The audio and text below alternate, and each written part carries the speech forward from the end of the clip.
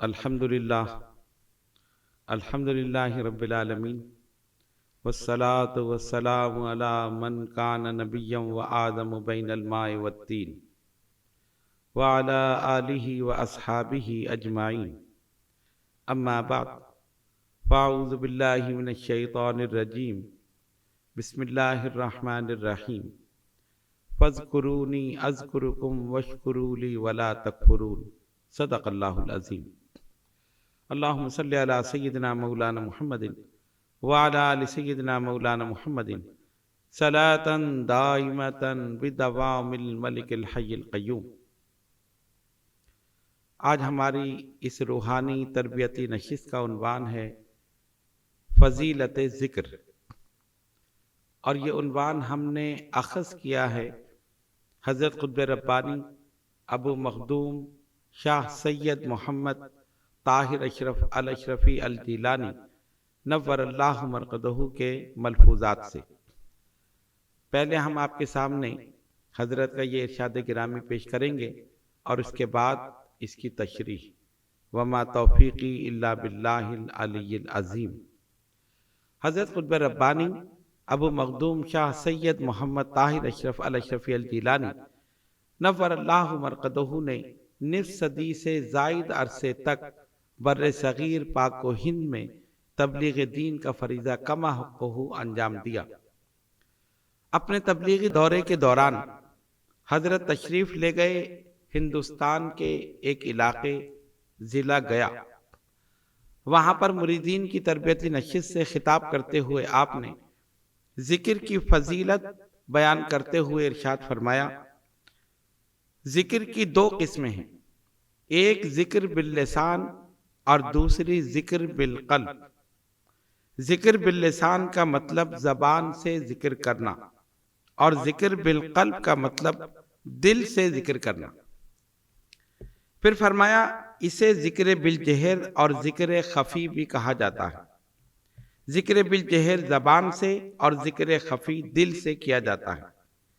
اگرچہ یہ دونوں ذکر مقبول ہیں، مگر تاثیر دل کے ذکر کی ہے، اور جو طالب صادق دل اور زبان دونوں سے ذکر کرتا ہے وہ بہت جلد مقامات طے کرتا ہے۔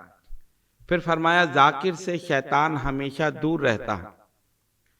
ذاکر پر بوقت ذکر رحمتوں کا نزول ہوتا ہے، اور ذاکر کو ذکر سے جو لذت اور حلاوت ملتی ہے وہ کسی اور چیز سے نہیں ملتی۔ ذاکر ہمیشہ زندہ رہتا ہے، اور اس کا ذکر مرنے کے بعد بھی قبر میں جاری رہتا ہے۔ پھر آپ نے مریدین کو مخاطب کرتے ہوئے فرمایا، ذکر کرو اور ہر وقت ذکر کی فکر کرو، اسی میں کامیابی ہے اور اسی میں درجات کی بلندی۔ یہ ارشاد گرامی ہے حضرت قطب ربانی رحمۃ اللہ علیہ۔ اب آئیے ذرا اس پر غور کریں کہ حضرت نے اس میں کیا کچھ ارشاد فرمایا ہے۔ آپ نے دو چیزوں کا ذکر کیا اور ذکر کی دو اقسام بیان فرمائی، ذکر باللسان اور ذکر بالقلب۔ پھر وضاحت کرتے ہوئے آپ نے فرمایا کہ اسے ذکر بالجہر اور ذکر خفی بھی کہا جاتا ہے۔ جب ہم غور کرتے ہیں تو سلاسل طریقت میں ہمیں یہ دونوں ذکر ملتے ہیں۔ جس طرح کہ آپ کے علم میں ہے کہ تمام سلاسل کی تعلیمات اور ذکر کا انداز مختلف ہے، کہیں ذکر بالجہر ہے اور کہیں ذکر خفی ہے۔ جس طرح کہ نقشبندیہ سلسلے میں ذکر خفی ہے، وہ کہتے ہیں کہ زبان سے ذکر نہ ہو، صرف دل سے ہو، آواز نہ آئے، بالکل خاموشی کے ساتھ اور صرف قلب کے ساتھ دل سے ذکر ہو۔ یہ طریقہ بھی اپنی جگہ درست ہے۔ جبکہ چشتیہ، قادریہ، سہروردیہ میں ذکر بالجہر ہے، جس طرح کہ ہمارے سلسلہ اشرفیہ میں، کیونکہ یہ چشتیت اور قادریت کا حسین سنگم ہے، اور تمام سلاسل کا فیض اس سلسلے میں یعنی سلسلہ اشرفیہ میں موجود ہے۔ اور الحمدللہ ہمارے یہاں ذکر خفی بھی ہے اور ذکر بالجہر بھی، اور ہمارے خانوادہ اشرفیہ کے بزرگان دین یہ دونوں ذکر پابندی کے ساتھ، استقامت کے ساتھ ساری زندگی کرتے رہے، اور اس کے ذریعے انہوں نے درجات و مراتب حاصل کیے۔ حضرت قطب ربانی ابو مخدوم شاہ سید محمد طاہر اشرف الاشرفی الجیلانی نور اللہ مرقدہ اور میرے والد گرامی اشرف المشائخ حضرت ابو محمد شاہ سید احمد اشرف اشرفی الجیلانی نور اللہ مرقدہما، یہ دونوں حضرات تہجد کے وقت پابندی سے ساری زندگی نماز تہجد ادا فرماتے اور اس کے بعد ذکر بالجہر کرتے، اور اس کے علاوہ مختلف اوقات میں ذکر خفی بھی کرتے۔ اور حضرت قطب ربانی کا واقعہ مشہور ہے کہ وصال مبارک سے 6 ماہ قبل آپ نے فرما دیا تھا کہ مجھ پر فالج کا حملہ ہوگا، زبان بند ہو جائے گی، ایک ہاتھ ایک پیر جو ہے یہ متاثر ہوگا۔ جس دن فالج کا حملہ ہو سمجھ لینا اس سے 6 ماہ کے بعد میں اس دنیا سے رخصت ہو جاؤں، اس میں علاج کی ضرورت نہیں، پھر روانگی ہے۔ لیکن بہر صورت علاج تو کرنا ہی تھا۔ حضرت نے جیسے جیسے فرمایا اسی طرح ہوا۔ تہجد کے وقت بیدار ہوئے، ایک ہاتھ ایک پیر اور زبان متاثر ہوئی۔ اب آپ غور کر سکتے ہیں کہ جس آدمی کی زبان بند ہو وہ کیسے ذکر کرے، اور حضرت اپنی زندگی میں صحت کی صورت میں ذکر بالجہر ذکر خفی دونوں پابندی کے ساتھ کرتے تھے۔ اب کیا ہوا، زبان بند ہے لیکن قلب سے اللہ اللہ اللہ کا ذکر جاری ہے۔ اچھا، ویسے کسی کو محسوس نہیں ہوا، لیکن جب ڈاکٹر کرنل شاہ کو بلایا گیا اور اس نے آ کر حضرت کا معائنہ کیا اور آلہ اس نے حضرت کے دل پر رکھا، جس طرح کہ آپ جانتے ہیں کہ ہارٹ بیٹ چیک کی جاتی ہے، تو اس نے کانوں میں لگا کر کافی دیر وہ سنتا رہا، اور اس کے بعد بہت غور سے آپ کو دیکھا، دوائیں لکھی، اور جب دوسرے کمرے میں گیا تو پھر پوچھا کہ حضرت کون ہے؟ جواب دینے والے نے کہا کہ آپ جسمانی طبیب ہیں اور حضرت روحانی طبیب ہیں۔ اس نے کہا کہ میں نے اپنی زندگی میں ایسا مریض نہیں دیکھا کہ جب میں نے ان کے دل پر یہ آلہ رکھا ہے تو اللہ اللہ اللہ کی آواز آ رہی، ان کے اندر روحانیت کا بہت غلبہ ہے، ان کا علاج میں کروں گا۔ لیکن حضرت نے اشارہ کیا، فرمایا کہ اب روانگی ہے، علاج کی ضرورت نہیں۔ اس سے پتہ یہ چلا کہ حضرت قطب ربانی سید طاہر اشرف جیلانی رحمۃ اللہ علیہ نے ذکر بالجہر اور ذکر خفی دونوں کو اپنا معمول بنایا، اور اتنا ذکر کیا کہ قلب ہی ذاکر ہو گیا، زبان سے ذکر کی ضرورت ہی نہیں پڑی۔ ورنہ اگر کوئی عام آدمی ہو اور زبان پر فالج ہو جائے تو ظاہر ہے نہ وہ بول سکتا ہے، نہ وہ کچھ پڑھ سکتا ہے، نہ وہ کچھ کہہ سکتا ہے، تو ذکر بند ہو جاتا۔ لیکن کیونکہ آپ ذکر خفی اور ذکر بالجہر دونوں اپنی صحت کی صورت میں شروع سے مسلسل استقامت کے ساتھ کر رہے تھے، تو نتیجہ یہ ہوا کہ زبان مبارک پر اگر فالج ہوا اور زبان بولنے سے اور کچھ پڑھنے سے قاصر ہوئی، لیکن قلب مبارک مسلسل اللہ اللہ اللہ یہ کر رہا۔ اس کو کہتے ہیں سلطان الاذکار، حضرت کا قلب جاری ہو گیا۔ تو اس سے یہ پتہ چلا کہ جو شخص ذکر خفی کرتا ہے اللہ تبارک و تعالی اس کے قلب اور ذہن کو پاک فرما دیتا ہے۔ اور یہ ملفوظ جو ہم نے آپ کے سامنے پیش کیا، حضرت قطب ربانی نے فرمایا اگرچہ دونوں ذکر مقبول ہیں مگر تاثیر دل کے ذکر کی ہے۔ اب آپ دیکھیں کہ اس میں فرق یہ ہے کہ ذکر بالجہر آپ کسی مخصوص مقام پر کر سکتے ہیں، مثلا اگر آپ کا حجرہ ہے تو آپ اس میں کر سکتے ہیں، یا آپ خانقاہ میں آئے تو وہاں کر سکتے ہیں، آپ یہاں درگاہ علی اشرفیہ میں آئے، جمعرات کو اتوار کو ذکر ہوا آپ نے کر لیا۔ لیکن اگر کسی کے گھر میں جگہ نہیں ہے، مثلا ہم آپ کو بتائیں کہ آپ فجر سے پہلے ذکر کریں اور جگہ ہے نہیں، کمرہ علیحدہ ہے نہیں، تو کیسے ذکر کریں گے؟ ظاہر ذکر بالجہر، گھر والے بھی سوتے سوتے اٹھ جائیں گے۔ اس لیے ایسے موقع پر ذکر خفی کیا جاتا، اور اس کا طریقہ یہ ہے کہ آنکھ بند کر کے اپنے قلب پر توجہ کرتے ہوئے اس میں اللہ دل پر لکھا ہوا تصور کرتے ہوئے، اور اس کے بعد اللہ اللہ اللہ اللہ، یا پھر اللہ اللہ اللہ، مختلف اذکار ہیں، تو کوئی بھی جو ہے وہ آپ کر سکتے ہیں۔ اور یہ ذکر خفی یہ ہے کہ آپ کہیں بھی کر سکتے ہیں، مثلا ہر نماز کے بعد ایک تسبیح آپ کر لیں، فجر کے فرض ہوئے اور اس کے بعد آپ بیٹھ گئے، لوگ سمجھ رہے ہیں کہ یہ سو رہا ہے اور آپ ذکر کر رہے ہیں۔ کسی محفل میں ہیں تو وہاں ذکر کر سکتے ہیں، سواری پہ ہیں تو وہاں ذکر کر سکتے ہیں، آفس میں ہیں تو وہاں ذکر کر سکتے ہیں، باوضو ہونا شرط، باوضو ہونا شرط ہے، اس کے علاوہ جہاں چاہیں ذکر کر سکتے ہیں۔ تو ذکر باللسان اور ذکر بالقلب، یعنی ذکر بالجہر اور ذکر خفی، یہ دونوں جو ہیں یہ اپنی جگہ مؤثر ہیں، لیکن حضرت نے فرمایا تاثیر دل کے ذکر کی ہے، یعنی ذکر خفی کی۔ الحمدللہ ہمارے سلسلہ اشرفیہ میں دونوں ذکر موجود ہیں، مقبول ہیں، اور ان کی اجازت مریدین کو دی جاتی ہے۔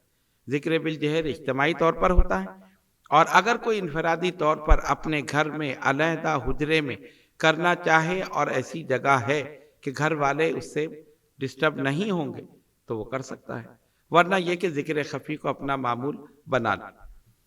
اب آپ یہ دیکھیں کہ یہ ذکر جو ہے، انسان بہت سے ذکر کرتا ہے، اور وہ سارے جو ذکر ہیں وہ سب انسان کو کوئی فائدہ نہیں دیتے، جن کا تعلق دنیا سے ہے۔ کوئی بیوی کا ذکر کرتا ہے، کوئی بچوں کا ذکر کرتا ہے، کوئی دوست احباب کا ذکر کرتا ہے، کوئی اپنے سفر کا ذکر کرتا ہے، کوئی اپنی تعلیم کا ذکر کرتا ہے، کوئی کاروبار کا ذکر کرتا ہے۔ غرض یہ کہ ہر وہ ذکر جس کا تعلق دنیا سے ہے اس سے کوئی فائدہ نہیں۔ ہاں ایک ذکر ہے کہ جو سننے والے کو بھی فائدہ دیتا ہے، کرنے والے کو بھی فائدہ دیتا ہے، اور جو اس ذکر میں آ کر بیٹھ جائے اس کو بھی فائدہ دیتا ہے، اور وہ ہے اللہ رب العالمین جل جلالہ عم نوالہ کا ذکر۔ سب سے افضل ذکر اللہ تبارک و تعالی، افضل الذکر لا الہ الا اللہ و افضل الدعاء الحمدللہ۔ اسی لیے بزرگان دین اولیاء کاملین نے اس ذکر کو اپنا معمول بنایا، اور بالکل گوشہ تنہائی میں بیٹھ کر رات کی تاریکی میں آدھی رات گزر جانے کے بعد جب حدیث شریف کے مطابق مقبولیت کا وقت شروع ہو جاتا ہے اور اللہ تبارک و تعالی کی طرف سے ندائیں اور صدائیں دی جاتی ہیں، ہے کوئی مانگنے والا کہ ہم اسے عطا کر دیں، ہے کوئی گناہوں کی بخشش چاہنے والا کہ ہم گناہوں کو بخش دیں، اس قسم کی صدائیں جب دی جاتی ہیں، اس وقت اللہ کے یہ نیک اور برگزیدہ بندے بیدار ہوتے ہیں اور اللہ کا ذکر کرتے ہیں۔ اور آپ جانتے ہیں کہ جب ذاکر ذکر کرتا ہے، جس طرح کہ حضرت نے اس میں فرمایا، آپ فرماتے ہیں کہ ذاکر پر بوقت ذکر رحمتوں کا نزول ہوتا ہے۔ اچھا، جب وہ ذکر کرے گا رحمتوں کا نزول ہوگا تو اس کو خود فائدہ ہے، جو اس کے ساتھ ہے ذکر سن رہا ہے اس کو بھی فائدہ ہے، جو اس محفل میں بیٹھا اس کو بھی فائدہ ہے۔ کس طرح؟ نبی پاک علیہ الصلوۃ والسلام نے فرمایا، حدیث شریف جس کا مفہوم میں بیان کر رہا ہوں، کچھ فرشتے زمین پر سیاحی کرتے اور اللہ تعالیٰ کے ذکر کرنے والوں کو تلاش کرتے ہیں، ڈھونڈتے ہیں۔ جہاں پر لوگ بیٹھے اللہ کا ذکر کر رہے ہوں وہیں پر فرشتے نازل ہو جاتے ہیں اور ان ذکر کرنے والوں کے ساتھ بیٹھ کر اللہ تبارک و تعالیٰ کا ذکر کرتے ہیں۔ اب ذکر کر کے جب یہ واپس جاتے ہیں تو سرکار دو عالم علیہ الصلوۃ والسلام نے فرمایا، خالق کائنات ان فرشتوں سے ایک سوال کرتا ہے، کیف ترکتم عبادی، تم نے میرے بندوں کو کس حال میں چھوڑا؟ عرض کرتے مولا اس حال میں چھوڑا کہ وہ تجھے یاد کر رہے تھے، تیرا ذکر کر رہے تھے، تیری تمہید اور تقدیس بیان کر رہے۔ اللہ فرمائے گا، کیا انہوں نے مجھے دیکھا؟ نہیں مولا تجھے دیکھا نہیں، لیکن بغیر دیکھے تجھے یاد کر رہے، بغیر دیکھے تیرا ذکر کر رہے۔ مجھے اپنی عزت اور جلال کی قسم، میں نے اس سب ذکر کرنے والوں کو بخش دیا۔ فرشتے عرض کریں گے، مولا ان ذکر کرنے والوں میں ایک وہ بھی تھا جو ذکر کی نیت سے نہیں آیا تھا، وہ تو گزر رہا تھا، اس نے دیکھا کہ یہ لوگ ذکر کر رہے ہیں، وہ بھی وہاں پر بیٹھ گیا، ان میں شامل ہو گئے، کیا وہ بھی بخشا گیا؟ پس خالق کائنات ارشاد فرمائے گا،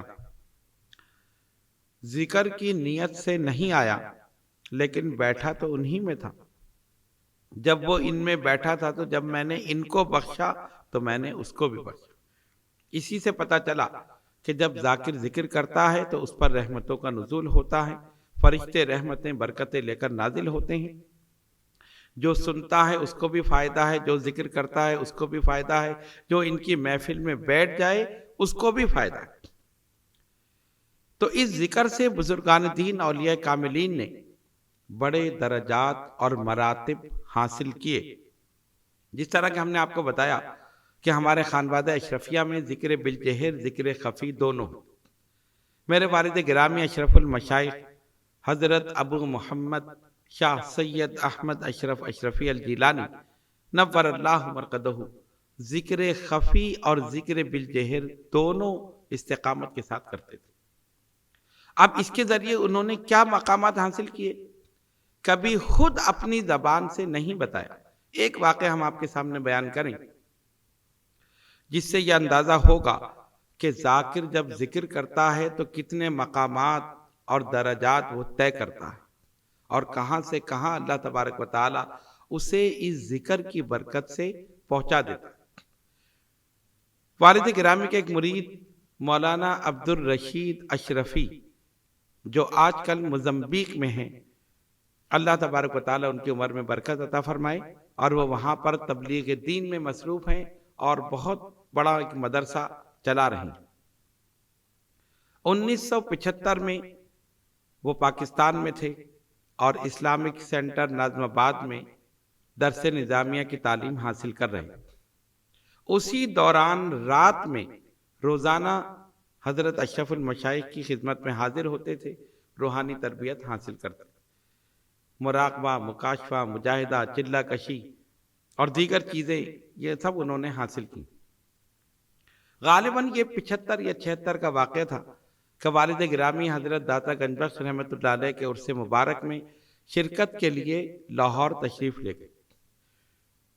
جب بھی آپ لاہور جاتے تھے آپ کا قیام حضرت علامہ مولانا سید خلیل احمد قادری اشرفی رحمۃ اللہ علیہ کی قیام گاہ پر ہوتا تھا، جو اکبری منڈی میں واقع تھی۔ مولانا عبد الرشید اشرفی دامت برکاتہم اللہ علیہ نے یہ واقعہ ہمیں خود سنایا۔ وہ فرماتے ہیں کہ سخت سردی تھی، اور پنجاب کی سردی آپ کو معلوم ہے، حضرت کا معمول تھا کہ اس سخت سردی میں بھی آپ کے معمولات میں کوئی کمی نہیں آتی، روزانہ 100 نفل پڑھتے تھے، ذکر اذکار کرتے تھے۔ تو مولانا عبد الرشید اشرفی دامت برکاتہم اللہ علیہ بتاتے ہیں کہ حضرت جب اذان فجر ہوتی تھی تو ہمیں آواز دیتے تھے عبد الرشید اٹھ جاؤ، تو ہم بیدار ہو جاتے تھے، کہا وضو کرو جلدی، نماز کا وقت ہو گیا۔ وضو کرتے تھے، حضرت کی اختتام میں نماز ادا کرتے تھے۔ حضرت مختصر ناشتہ کر کے اور نماز فجر کے بعد صرف 2 گھنٹے آرام فرماتے۔ کہتے ہیں کہ ایک دن وہی معمول تھا جو چل رہا تھا، رات میں 3 بجے میری آنکھ کھل گئی، اور آنکھ کھلی حضرت کے ذکر کی آواز سے۔ حضرت بڑے پیارے انداز میں جھوم جھوم کر ذکر کر رہے تھے، تو میری آنکھ کھلی، سخت سردی تھی، کمبل اوڑے ہوئے تھا، میں نے کمبل سے منہ نکالا اور سنتا رہا۔ لیکن جب میں نے سائٹ میں دیکھا، کیونکہ میں اس طرف لیٹا تھا، حضرت بائیں جانب مصلی تھا، وہاں بیٹھ کر آپ ذکر فرماتے تھے اور نفل ادا کرتے، تو میں نے دیکھا کہ حضرت موجود نہیں۔ کہتے میں حیران ہوا اور میں نے سوچا کہ شاید میں خواب دیکھ رہا ہوں، لیکن میں غور سے دیکھا تو آواز آ رہی ہے لیکن حضرت نظر نہیں آ رہے۔ اچانک میری نظر اوپر کی جانب ہوئی تو 5 یا 6 فٹ بلند ایک سطح ہے، اس پر مصلی ہے اور حضرت اشرف المشائخ اس پر رونق افروز ہیں اور اسی انداز سے ذکر فرما رہے ہیں جیسا کہ زمین پر ذکر کرتے۔ اب آپ اندازہ کیجیے، اس میں کوئی مبالغہ آ رہی نہیں۔ اس آدمی نے یہ بتایا کہ میں نے سوچا کہ شاید میں خواب دیکھ رہا ہوں، میں نے اپنی آنکھوں کو کھولا، غور سے دیکھا تو میں پورے یقین سے کہتا ہوں کہ اتنی فٹ بلند حضرت تھے اور ذکر میں مشغول تھے۔ میں نے زمین پر ہاتھ پھیر کر دیکھا اور ایک خوف میرے اوپر طاری ہوا، میں دوبارہ کمبل اوڑھ کے سو گیا، لیکن بات میرے سمجھ میں نہیں آئی۔ صبح حضرت نے آواز دی، فجر کا وقت ہو گیا، عبد الرشید اٹھ جاؤ۔ کہتے میں اٹھا، وضو کیا، آیا، حضرت کی اختتام میں نماز فجر ادا کی۔ حضرت نے مختصر ناشتہ کیا اور اس کے بعد آرام فرما ہو گئے۔ 2 گھنٹے بعد بیدار ہوئے، جب ناشتے پر بیٹھے تو کہتے ہیں میں نے دل میں یہ سوچا کہ اب میں حضرت سے پوچھوں کہ رات والا واقعہ جو ہوا تھا وہ کیا تھا. میں نے آپ کو دیکھا کہ اتنی بلندی پر ہیں اور آپ ذکر فرما رہے ہیں. اب آپ دیکھیے اللہ کے ولیوں کی شان، ان کا کشف، ان کی فراست ایمانی. ابھی انہوں نے دل میں سوچا اور حضرت اشرف المشائخ رحمۃ اللہ علیہ نے فرمایا عبد الرشید رات کو تم نے جو کچھ دیکھا کسی سے بیان کرنے کی ضرورت نہیں، جو کچھ ہوا بس اللہ کا کرم. اگر کسی کو بیان کرنا ہے تو ہمارے انتقال کے بعد اس کا ذکر کرنا، ہماری حیات میں ذکر نہیں کرنا. اس کو کہتے ہیں بے نفس انسان. کوئی اور ہوتا تو وہ ریاکاری میں پھر شامل ہو جاتا کہ میری کرامت ہے، لوگوں کو بتاؤ ہم نے یہ دیکھا، ہم نے یہ دیکھا. لیکن بتانے کے بجائے اس کو روک دیا گیا. اس سے یہ پتہ چلا کہ حضرت اشرف المشائخ ابو محمد شاہ سید احمد اشرف اشرفی الجیلانی نور اللہ مرقدہ نے اس ذکر کے ذریعے کتنے مقامات طے کیے، کتنے درجات انہوں نے طے کیے، اور کیسی کیسی چیزیں ان کو نظر آئیں، انہوں نے مشاہدہ کیا. یہ سب ذکر کی وجہ سے ہوا. تو ذکر بالجہر اور ذکر خفی یہ دونوں سلسلہ اشرفیہ میں ہیں. حضرت اشرف المشائخ نے ایک مرتبہ فرمایا لا الہ الا اللہ جو ہے یہ شیطان کے لیے ایک کوڑا ہے. یعنی جب سالک لا الہ الا اللہ کہتا ہے اور دل پر ضرب لگاتا ہے تو شیطان نکل کے بھاگ جاتا ہے. اس سے یہ پتہ چلا کہ بزرگان دین اولیاء کاملین نے جو اس ذکر کو جاری کیا اس کی وجہ یہی تھی کہ قلب پاک اور صاف ہو جائے. اور جب قلب پاک اور صاف ہو جائے گا اس کے خیالات پاکیزہ ہوں گے، اس کا ذہن پاکیزہ ہوگا. اور جب قلب اور ذہن دونوں پاکیزہ ہوں گے تو اعمال و افعال و کردار بھی پاکیزہ ہو جائیں. اب آئیے آگے دیکھیں. حضرت قطب ربانی سید طاہر اشرف جیلانی رحمۃ اللہ علیہ فرماتے ہیں ذاکر سے شیطان ہمیشہ دور رہتا ہے.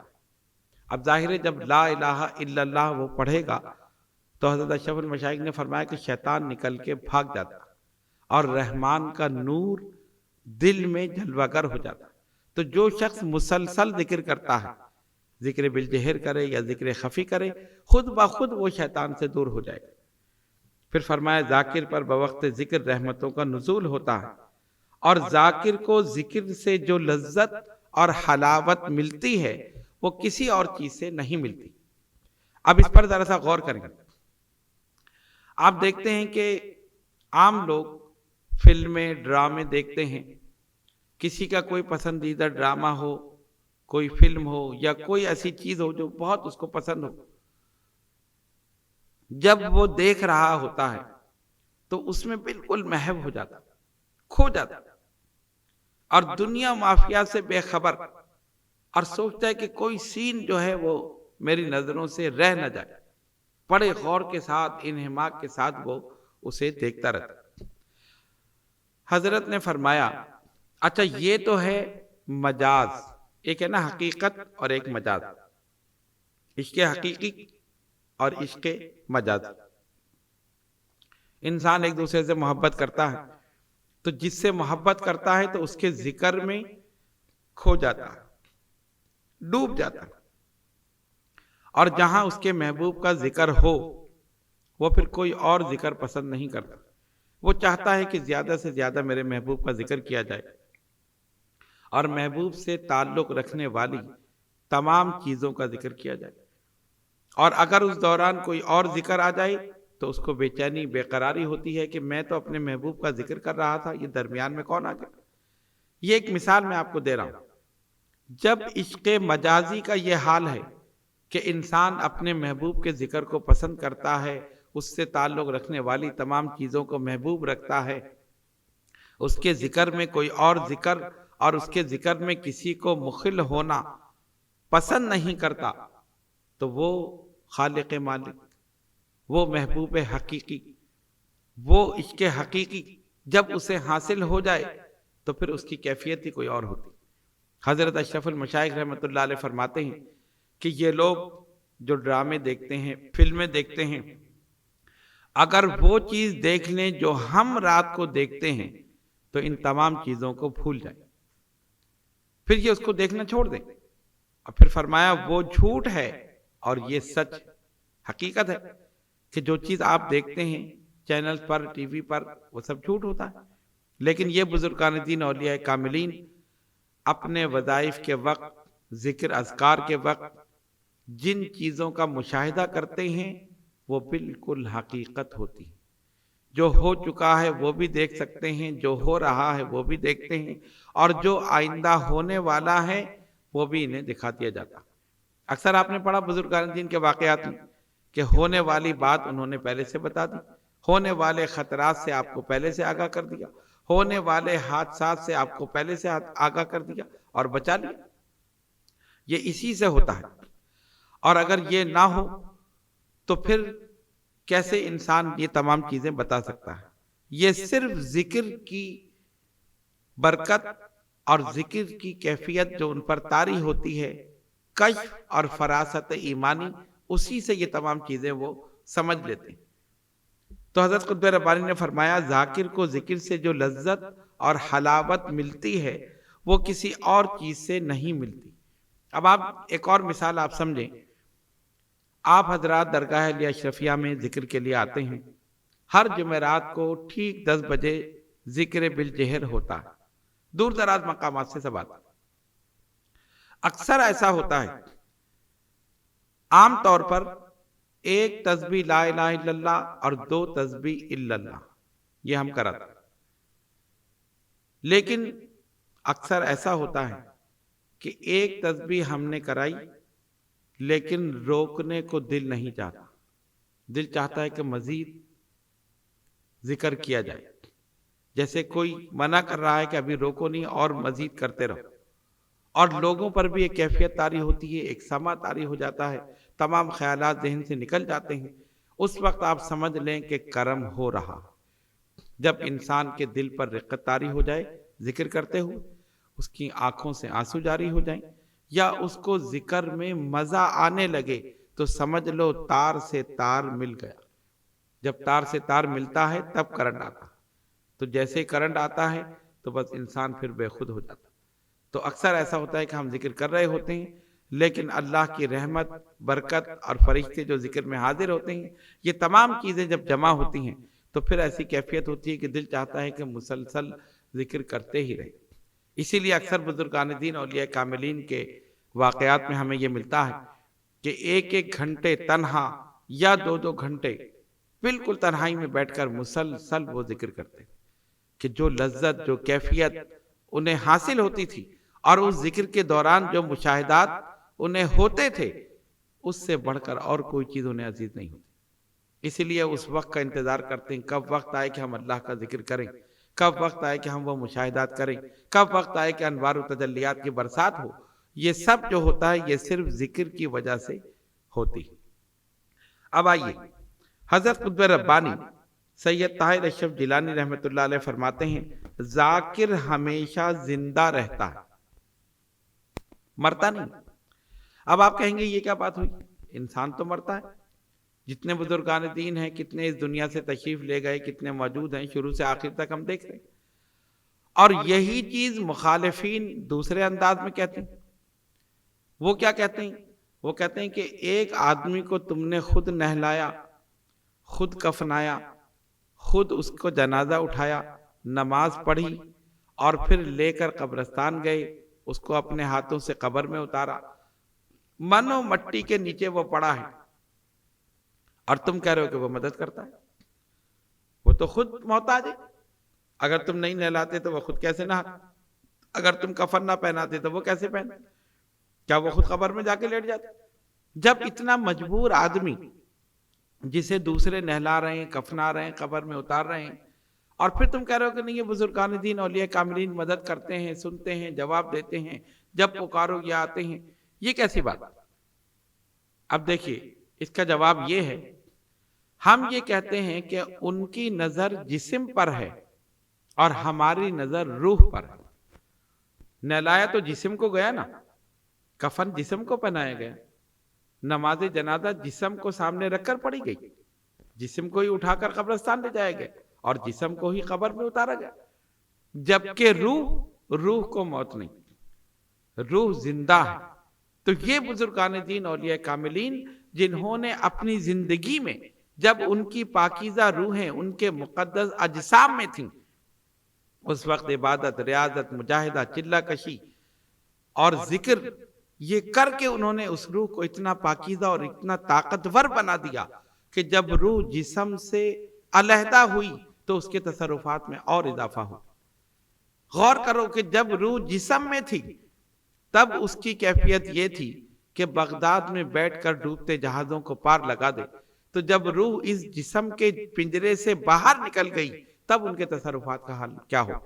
بھائی یہی فرق، ان کی نظر جسم پر ہے کہ تم نے نہلایا، تم نے کفنایا ایک مجبور آدمی، اور تم کہتے ہو مدد کرتے۔ ہم یہ کہتے ہیں کہ وہ روحانی طور پر مدد کرتے ہیں۔ اللہ تبارک و تعالیٰ نے ان کو روحانی طاقت عطا فرمائی، اور روحانی طاقت سے وہ سنتے بھی ہیں، وہ دیکھتے بھی ہیں، وہ فریاد رسی بھی کرتے ہیں، وہ مدد بھی کرتے ہیں۔ تو فرق صرف یہ ہے، اس لیے ہم کہتے ہیں ذاکر مرنے کے بعد بھی زندہ ہے، جیسا کہ حضرت قطب ربانی نے فرمایا۔ مرنے کے بعد کیسے زندہ ہے؟ اسی طرح کہ اس کی روح زندہ ہے، اس کے روحانی تصرفات موجود ہیں۔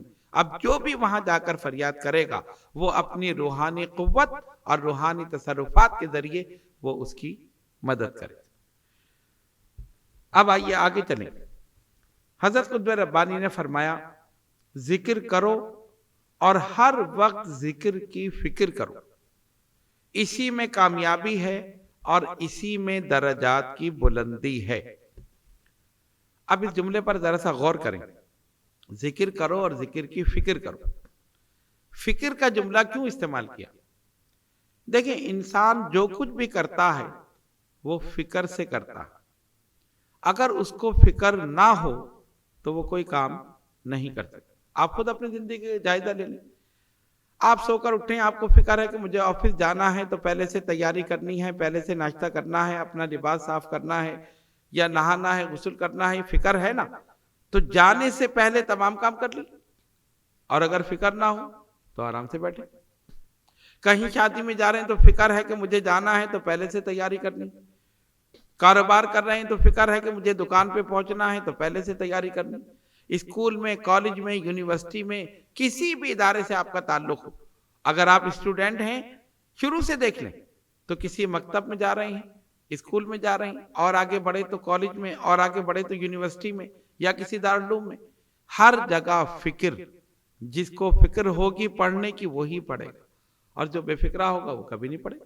اکثر لوگ ایسے بھی ہوتے ہیں جن کو کوئی فکر نہیں ہوتی، گئے جا کر بیٹھ گئے، ایسے ہی اٹھ کر آ گئے، جو کچھ پڑھایا گیا کچھ ان کے دماغ میں نہیں آیا، کوئی توجہ نہیں تھی، اس لیے کہ فکر نہیں۔ تو حضرت نے کیا فرمایا؟ ذکر کرو اور ذکر کی فکر کرو۔ فکر کا مطلب کیا ہے؟ کہ تم یہ فکر کرو کہ مجھے اللہ تعالیٰ کا ذکر کس وقت کرنا ہے، اور جو وقت متعین کر دیا جائے اس وقت مصلی پر موجود ہو۔ اب دیکھیں ٹائم کا مقرر کرنا کیوں ہے؟ اکثر لوگ یہ سوال بھی کرتے ہیں کہ وظائف میں ٹائم کیوں مقرر ہے؟ ہمارا دین اسلام سب سے سچا دین ہے اور فطرت کے تقاضوں کے بالکل مطابق ہے۔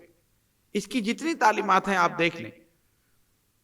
اگر اوقات مقرر کرنا صحیح نہ ہوتا تو یہ 5 نمازوں کے اوقات کیوں مقرر کیے جاتے؟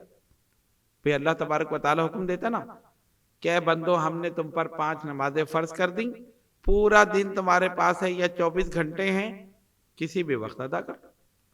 لیکن ایسا نہیں کیا گیا۔ فجر کا یہ وقت ہے، ظہر کا یہ وقت ہے، عصر کا یہ وقت ہے، مغرب کا یہ وقت ہے، عشاء کا یہ وقت۔ طلوع اور غروب آفتاب کے ساتھ ساتھ ٹائمنگ کو سیٹ کیا گیا۔ آپ دیکھتے ہیں نا نمازوں کے جو اوقات تبدیل ہوتے ہیں، گرمیوں میں الگ ہیں، سردیوں میں الگ ہیں، موسم بہار میں الگ ہیں۔ یہ کیوں ہے سب؟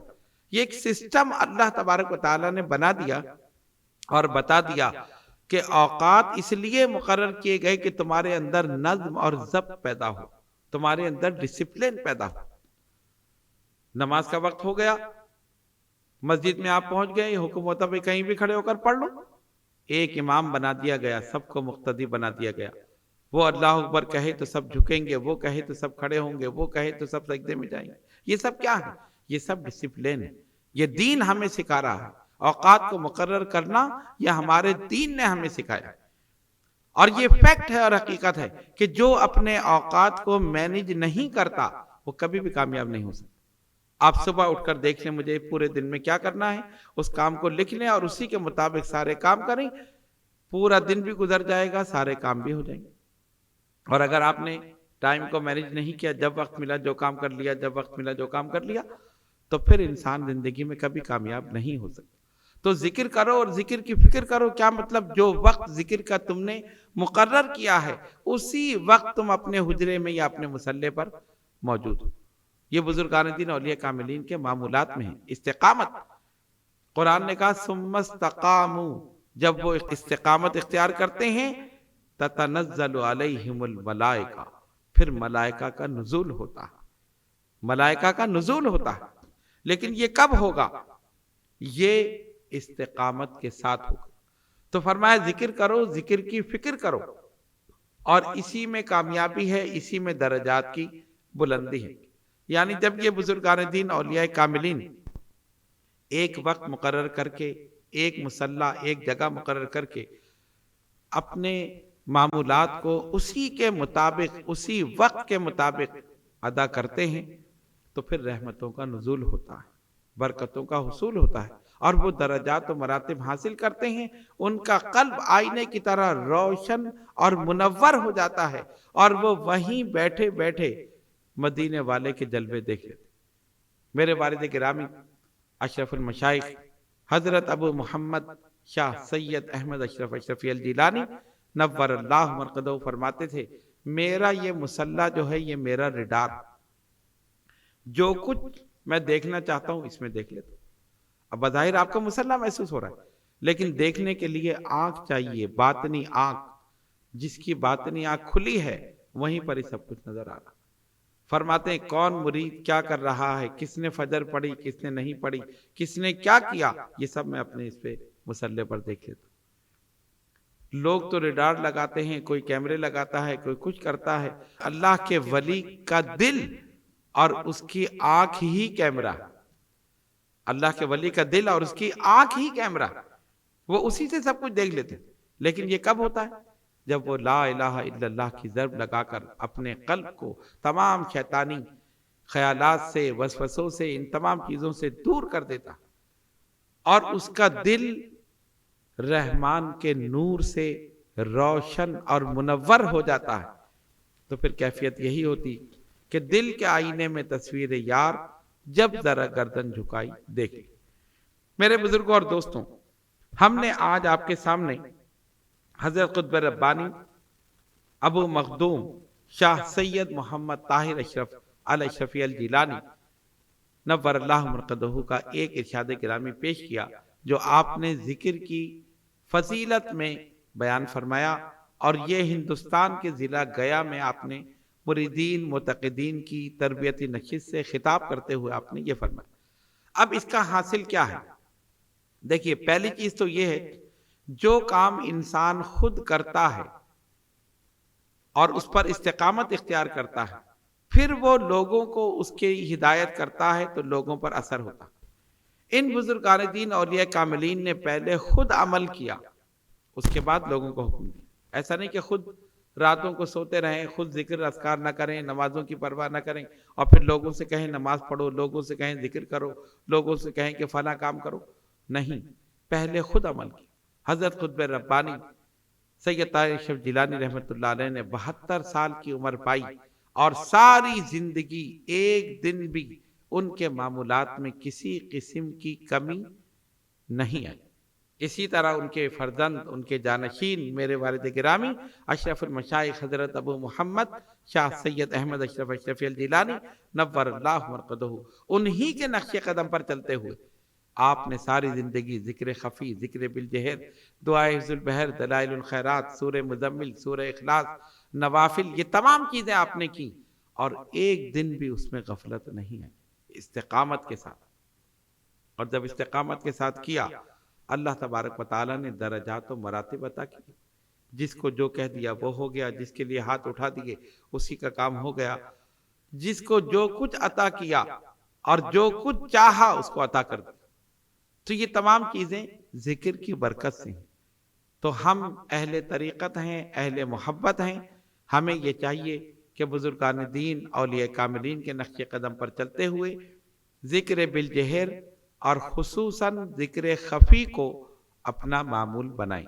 ذکر خفی کے ساتھ خصوصاً کا لفظ میں نے اس لیے استعمال کیا کہ یہ ہر جگہ آپ کر سکتے ہیں، ورنہ عام طور پہ لوگ یہ کہتے ہیں کہ ہم ذکر بالجہر جو ہے یہ سب کے بیچ میں نہیں کر سکتے۔ ظاہر ہے بہت سے مقامات اور بہت سی محافل ایسی ہوتی ہیں کہ جہاں آدمی نہیں کر سکتا۔ کچھ لوگ ہیں جو اس سے ناواقف ہیں، اب وہ دیکھیں گے کہ آپ لا الہ الا اللہ کر رہے ہیں، وہ کہیں گے کہ کیا آدمی بیٹھا ہوا یہ گردن کو گھما رہا ہے اور یہ کیا کر رہا ہے۔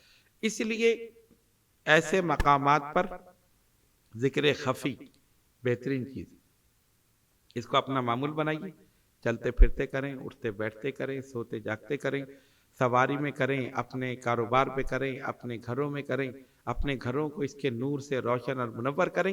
پھر آپ دیکھیں کہ جب آپ کا قلب نور الہی سے روشن اور منور ہو جائے گا تو ہوتے ہوتے پھر مشاہدہ بھی کھل جائے گا، اور مشاہدہ کھلنے کا مطلب یہ ہے کہ وہ چیزیں جو عام لوگ نہیں دیکھ سکتے، ذاکر پھر ان چیزوں کو بھی دیکھ سکتا، پھر ان چیزوں کا بھی وہ مشاہدہ کر سکتا۔